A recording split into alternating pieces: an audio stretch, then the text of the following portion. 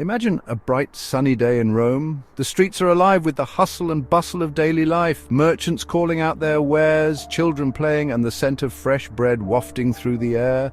The year is 107 AD. The city is abuzz with excitement, for today is a day of games at the Colosseum. 100,000 excited spectators, from emperors to slaves, are crammed into the Colosseum, the largest amphitheater in the Roman Empire.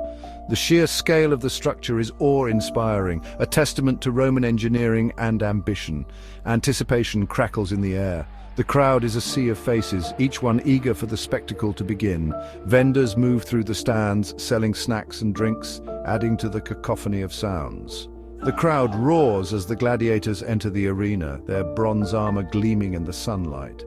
These warriors are the stars of the show, trained to fight and die for the entertainment of the masses. This was the world of Roman gladiatorial combat, a spectacle of life and death, skill and savagery that captivated the Roman world for centuries. Each fight was a test of strength, strategy, and endurance.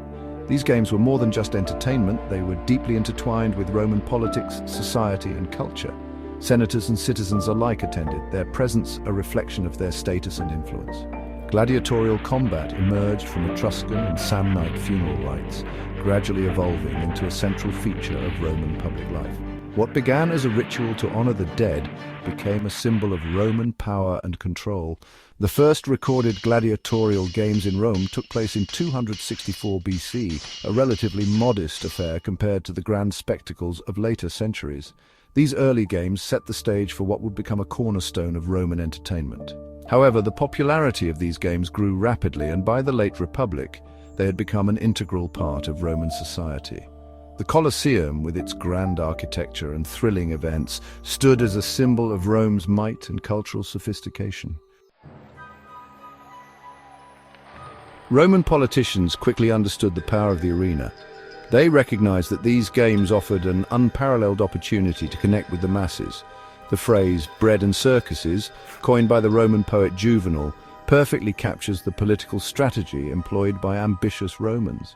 By providing free grain and lavish spectacles like gladiatorial games, emperors and politicians could win the favor of the plebeians, the ordinary citizens of Rome. These grand shows served as a potent tool for emperors to demonstrate their generosity and their connection to the people. A successful games could solidify an emperor's popularity, while a poorly received one could spark unrest. Emperors like Trajan and Commodus were renowned for their lavish games, which lasted for months and featured hundreds, even thousands, of gladiators and animals. The gladiators themselves were a diverse group, drawn from all corners of the Roman Empire. They came from different backgrounds, each bringing their unique skills and stories to the arena. Contrary to popular belief, not all gladiators were slaves. Many were indeed enslaved, but others chose this life willingly. While many were prisoners of war or condemned criminals, some were free men who volunteered for the arena, enticed by the allure of fame and fortune. These volunteers saw the arena as a path to a better life, despite the risks. These men, often driven by desperation or ambition, lived a life balanced precariously between glory and death. Each fight was a gamble, with their lives hanging in the balance. They underwent brutal training in specialized gladiatorial schools known as ludi.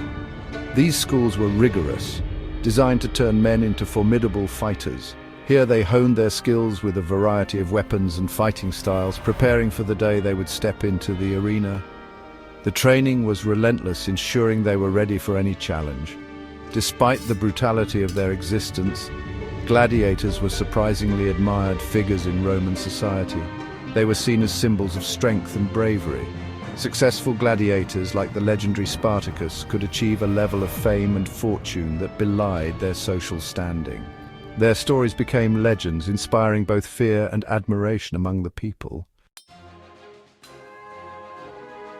The Roman arena was a stage for diverse combat styles and weaponry. Gladiators were not simply brutal fighters hacking at each other. They were trained in specific fighting techniques and equipped with a wide range of armor and weapons, each with its own strengths and weakness. These different types of gladiators, each with their unique fighting styles, added another layer of complexity and excitement to the games. The crowd favorites were the heavily armored Samnites, the agile retiarii with their nets and tridents, and the lightly armed Thraces who relied on speed and agility. Chariot races, known as ludi circenses, were another popular form of entertainment. These races, held in the larger Circus Maximus, were fiercely competitive and often deadly. Section 5. The spectacle makers, behind the scenes of the games. The success of the gladiatorial games, depended on a vast and complex organization. The lanista, the owner of a gladiatorial school, played a crucial role. They were responsible for acquiring, training and caring for the gladiators, as well as arranging their matches. The editor, often a wealthy politician, organized the games, ensuring the smooth running of the event and the satisfaction of the crowd. The games themselves were carefully choreographed spectacles. Music, often provided by trumpeters and flute players, accompanied the fights, building suspense and heightening the drama. Elaborate stage sets, sometimes depicting famous battles or exotic landscapes, added to the spectacle.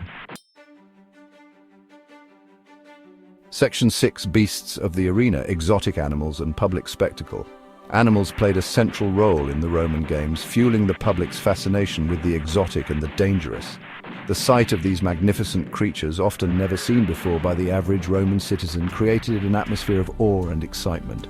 Lions, tigers, elephants, bears, and a menagerie of other creatures, shipped from the farthest reaches of the empire, from the dense forests of Germania to the vast deserts of Africa, were pitted against each other or against unfortunate souls condemned to the arena. These brutal confrontations were designed to entertain and shock the audience. These venationes, as they were called, were immensely popular, drawing huge crowds and becoming a staple of Roman entertainment, showcasing the empire's vast reach and power. The ability to bring such diverse animals to Rome was a testament to the empire's extensive influence and control over distant lands. The logistical challenges of capturing, transporting, and handling these animals were immense. Special arenas, often flooded with water for naval battles, known as naumachii, or rigged with hidden trapdoors, which could release animals or gladiators unexpectedly, were constructed to enhance the spectacle. These elaborate designs ensured that the games remained unpredictable and thrilling. These animal hunts were not just about entertainment, they were a display of power and control. They also served a symbolic purpose, representing Rome's ability to conquer and dominate even the wildest of beasts, demonstrating Rome's dominance over the natural world.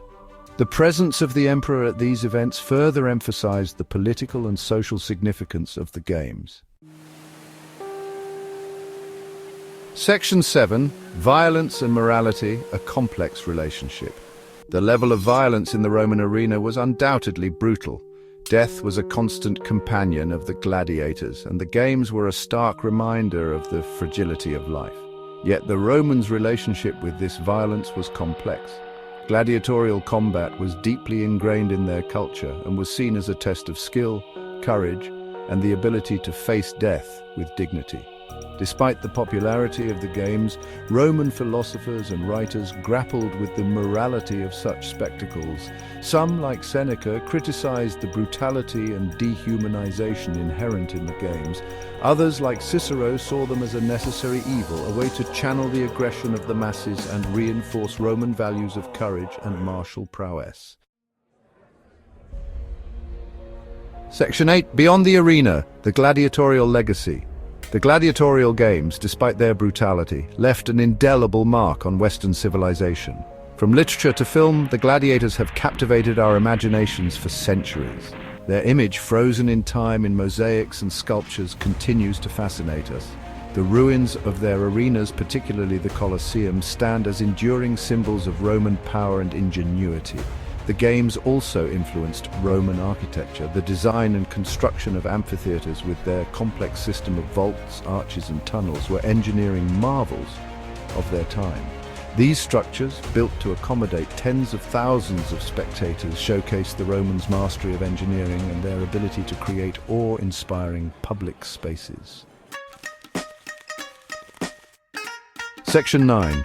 Conclusion: An Enduring Fascination. The gladiatorial games of ancient Rome were a spectacle unlike any other. They were a potent mix of violence and entertainment, political maneuvering and social commentary.